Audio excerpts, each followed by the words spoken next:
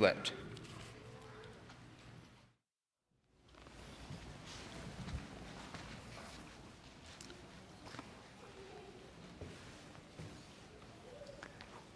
We use the word bystander to mean those who are there, they are at hand, but they're just watching what happens.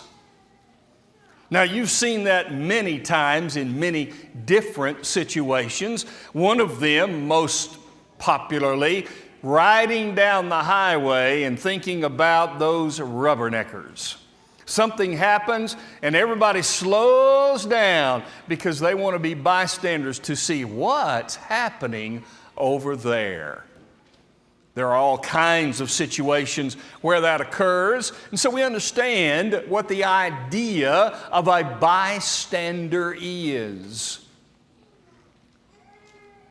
We can also be spiritual bystanders.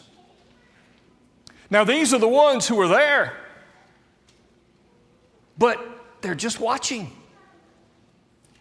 They're available, but unwilling. They are spiritual bystanders. I want us today to think about the concept of readiness and how readiness has the side of those who are simply bystanding and others who are standing by. Admittedly, I got this idea from one of our formers. I don't remember, Carol, if it was Elijah or Jackson that wrote an article on the concept of bystanding and standing by. And I thought that is a tremendous idea. Let's think about it for a few minutes. Turn, if you will, to Matthew chapter 25, and we're going to this morning and this evening stay in this same text, verses 1 through 13. It is a text with which you are quite familiar. It is a text about a wedding feast that had 5 wise and 5 foolish virgins in attendance at the feast. Now, I want to begin with some words that we might have overlooked in verse number 1. Then the kingdom of heaven will be like.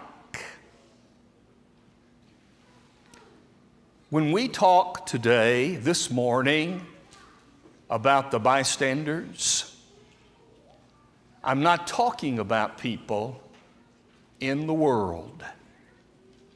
This parable is not Jesus speaking about the 5 foolish virgins out there in the world. He's not talking about that.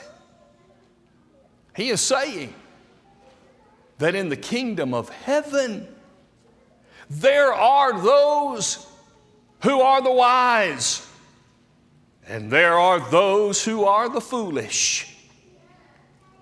Therefore, let us not think that as we address foolishness, we are thinking only about people in the world who foolishly have not decided to be with Jesus. No. Jesus said, these are the people in the kingdom of heaven. And we need to see them and understand them. And the first group that we want to consider are the bystanders. Now, before we get into talking about the bystanders, let us first of all make sure we understand at least some of what was going on in a Jewish wedding feast at the time.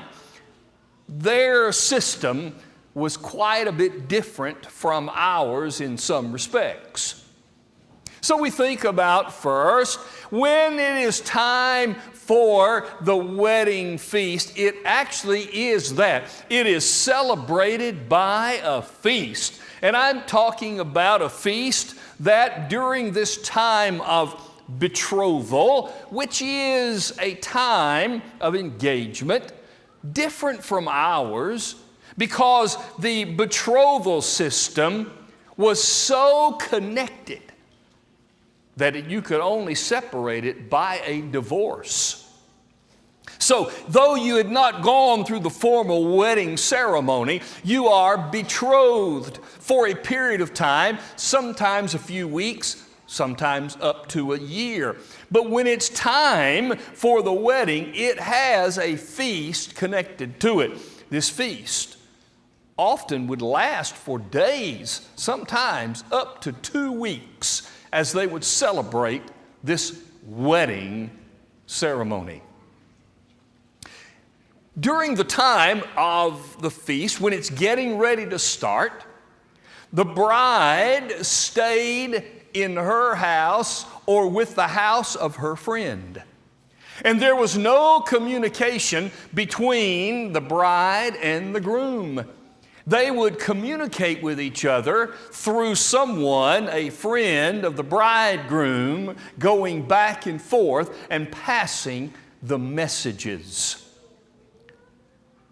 The first thing that happened to kick off the actual wedding ceremony was the journey that the bride would make from her house or the friend's house to the house of her future father-in-law. And she would stay there sometime in the evening, an unset time, not sure when it was, and they did not know. Here would come the groom.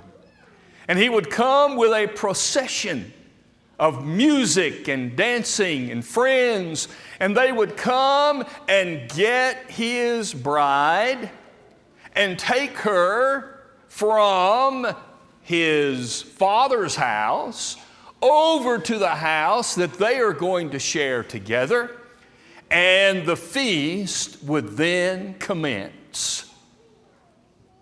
Now, since they don't know when he's coming, apparently in the reading that I did, it always happened in the evening. So those who were a part of the wedding party would assemble, getting ready to meet the bridegroom coming to get his bride and take her to the feast.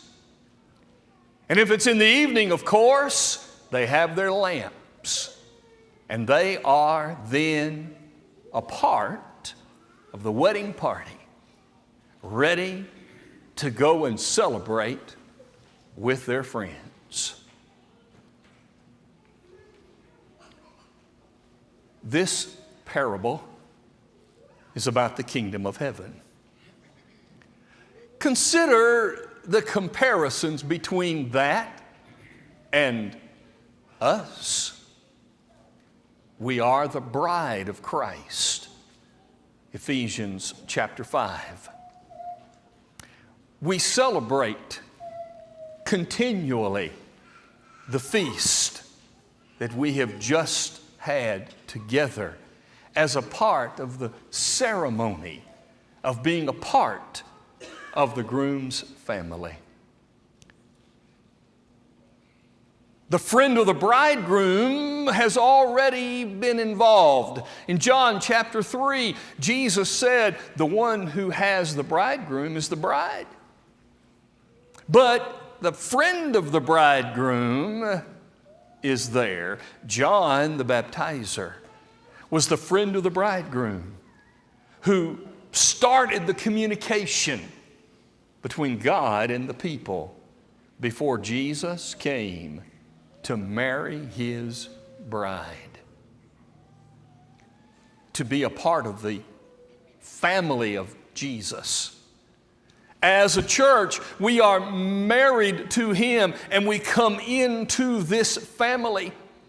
And in this family, we celebrate being a part of this new relationship. We are all a part of this. We're the family. And Jesus says, like these people who were a part of the family, a part of the celebrating group for the wedding, 5 of them were foolish. Let's begin with this idea about the bystanders. The bystanders were there. You can't blame them for having said, I don't want to go. You can't accuse them for staying involved in something else. Oh, I have other things that I can do. You remember in Luke chapter 9 when Jesus was approached by people who wanted to follow him, and one turned away and said, let me first go and bury my father. You remember the other excuses made in Scripture. I've bought some oxen, therefore I have to go prove them. I'm getting married, therefore I can't come. There are excuses that people make not to be there. But these bystanders didn't make excuses. They were there. Look, if you will, in the text of Matthew 25. And let the text further tell us who these people were. Look at verse 3. Those who were foolish took their lamps and took no oil with them. They were there, but they were not thinking ahead. It never occurred to them, apparently. What? You don't know what time he's coming. You have oil lamps. How are you going to be ready for late coming bridegroom? What are you going to do? They weren't thinking. These foolish women were not thinking ahead. They were bystanders without thinking ahead. Maybe we encounter that sometimes in ourselves. Without thinking ahead, though we are here, though we are a part of this family, though we are in this wedding party, we're not thinking ahead. Maybe we don't think ahead of how our actions might affect somebody else. We don't think ahead about what will happen if I'm not there, if I'm not involved, if I don't do. There, but not thinking ahead. Look, if you will, at verse number 8. When the bridegroom came, there was a great cry, and everybody got up and got ready to go. And the foolish said, give us some of your oil, for our lamps are going out.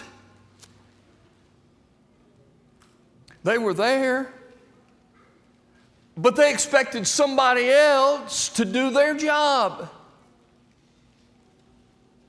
They were there ready to go to the feast. And now when they didn't have what they needed, they expected somebody else to fill the void that they had created. That's what bystanders do, spiritually speaking. They expect to be there. Their intention is to be around. But they expect somebody else to fill the void that they are creating by not doing their part. Verse 9. But the wise answered, saying, no, lest there should not be enough for us and you, but go rather to those who sell and buy for yourselves. Bystanders are last-minute people. They expected that somebody else would give it to them, but maybe if nothing else, we'll at the last minute run off to the store and we'll get what we need. You ever had a last minute moment? I had the same last minute moment, 2 different minutes. 2 different trips. Forgot my contact solution. And the place where I was had none. Now, if you know about contacts, that is not a good deal. Can't wear them all night long. That causes a problem for me. When I was at my sister's house in a little bit of Henderson, Tennessee, 11:30 at night, forgot my contact solution. Oh, I'll just run down to the gas station. That's right, Caleb. That ain't happening. It was open, but I didn't have it. No problem. I'll just drive up the road a few minutes to Walmart in Jackson. Guess what? Walmart was closed. What? Walmart was closed. Oh, well, there's another Walmart on the north side of Jackson. That's in the big shopping area. Closed. I happened to find a Walgreens and a CVS 24 hours in the middle of downtown Jackson. Because my last minute preparations failed, I finally got home about 1 or 1:30, chasing contact solution all over the place. I know how these women felt. I don't have it. What am I going to do? Well, go buy it. Maybe the last minute will work. Of course, you know that that did not happen. Look at verse number 10. While they went to buy, the bridegroom came, and those who were ready went in with him to the wedding, and the door was shut. Verse 11, afterward the other virgins came also, saying, Lord, Lord, open to us. But he answered and said, Assuredly I say to you, I do not know you. These bystanders thought that their identity would be their security. You know us. Come on, we're a part of the invited group. We're a part of this festival. We are a part of the wedding party. Come on, let us in, Lord. I don't know you. Wait a minute. You do know us. You invited us to the wedding feast, but I don't know you. We're a part of the wedding entourage, but I don't know you. Because you can be in the party, be an invited guest, and not be known by the groom, because he knows those who are ready for him. It's one thing to know the name of, and it's another thing to know. The bridegroom knew their names. He invited them, but he didn't know them because they didn't act like people who wanted to be known. They were bystanders. And then verse 13. Watch therefore, for you know neither the day nor the hour in which the Son of Man is coming.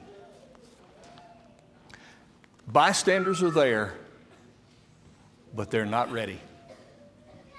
They're not ready. To be a bystander is to be on the sideline looking in. You are at hand. You're close by. You're there. But you're not ready. It is sad that in the Lord's church there are people who are there but not ready.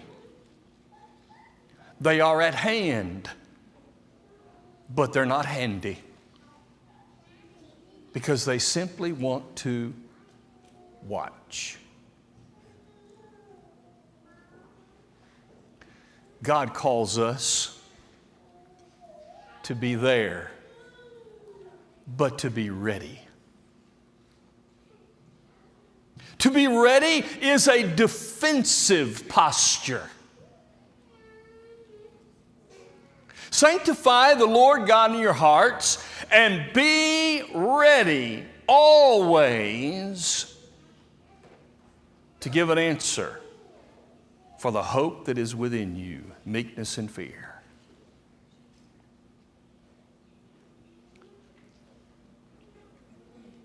If you decide that you're going to consider today, am I a bystander? Or tonight, am I standing by? One of the questions you need to ask is this: are you ready to defend your current spiritual condition? You ready to defend it? If someone says to you, "You're a Christian?" Yeah. What defense can you give that says you're on target, on line, you're heading home to heaven someday? What defense are you going to give to someone who says, "I'm not sure you are"? Can you defend? Can I defend it? If I'm going to defend my current spiritual situation, what am I going to say? Because God calls us to be ready. Ready to defend. 2 Peter 3 and verse 15. But number two, God calls us to take an offensive position. Titus chapter 3 and verse 1, in the midst of that book where Paul is telling Titus, here's what I want you to do to the people to whom I have sent you. I want you to tell them all of these things. At the end of chapter 2, remind them of these things. The beginning of chapter 3, remind them of these things. Be ready always for good works.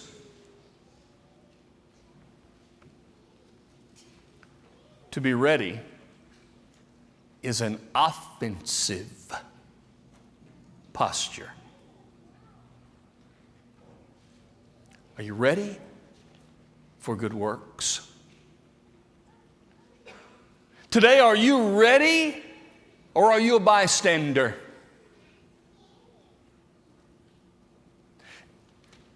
God's family doesn't call every family member to do every single thing that the family does. There should be no expectation that every Christian be a part of every single thing that happens in this local church setting. But there is an expectation from God that every single Christian does something. Now let me be a little discomforting.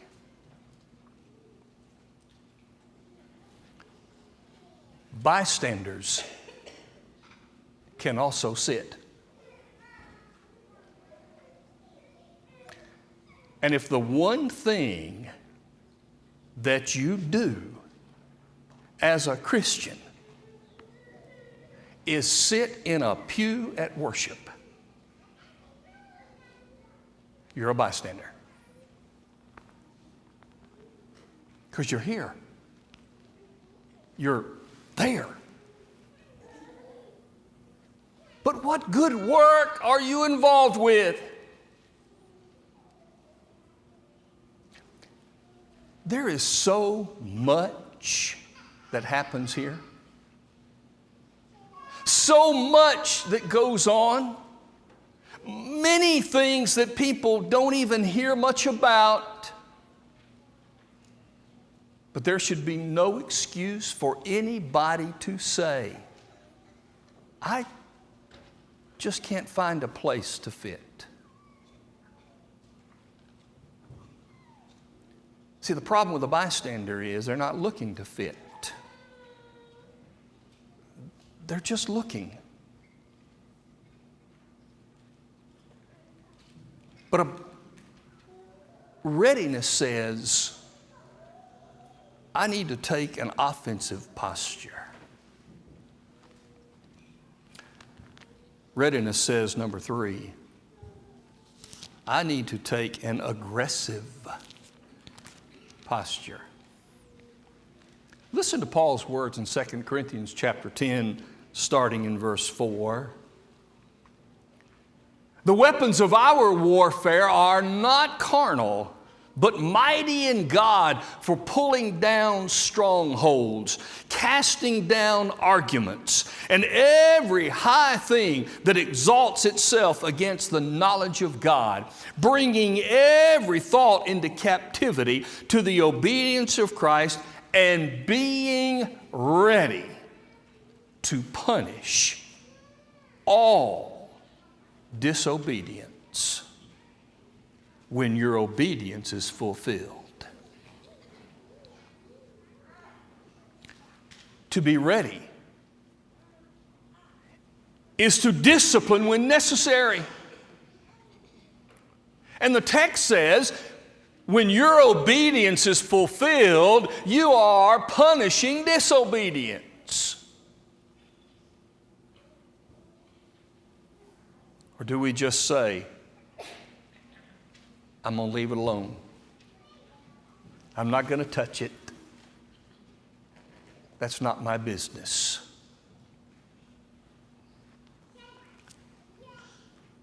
But then finally, number 4.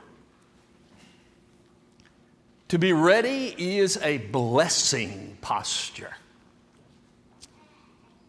2 Corinthians 9 in verse number 5. Therefore, I thought it necessary to exhort the brethren to go ahead of you in time and prepare your generous gift beforehand, which you had previously promised. These Christians were giving to the famine relief. You promised it, and I've sent some people. You can gather it up ahead of time, that it may be ready as a matter of generosity and not a grudging obligation. Here's what I found. The word generosity is actually the word blessing. He says, your money that you promised to give in this situation, which you had previously promised, that the money, might be ready as a matter of blessing. Because it came from you. You did your part. And readiness says, I'm going to bless whomever and wherever. To be ready says, I'm willing to be a blessing in somebody's life. Again, if you are questioning whether you are a bystander, let me ask you to ask yourself this question: whose life have I blessed spiritually this week?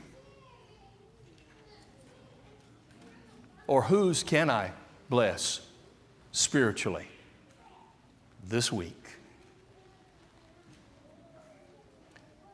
Jesus said, the kingdom of heaven is like 5 foolish bystanders in that kingdom. They are there. And they think that they're okay. Everything's good. But they're just watching. They're not ready. My only question is, are you ready? Get off the sidelines. Get into the game. Be a part of the family of God. Be a ready participant. Obviously, if you're not a child of God, He's not even talking to you because you're not a part of the family. You've been invited, but you didn't choose to come. You're lost. But today you can be immersed into Jesus Christ. You can be forgiven. You can come back to a place of active participation from having been a bystander. Can we help you today? Our shepherds will meet you. Let's stand and sing together.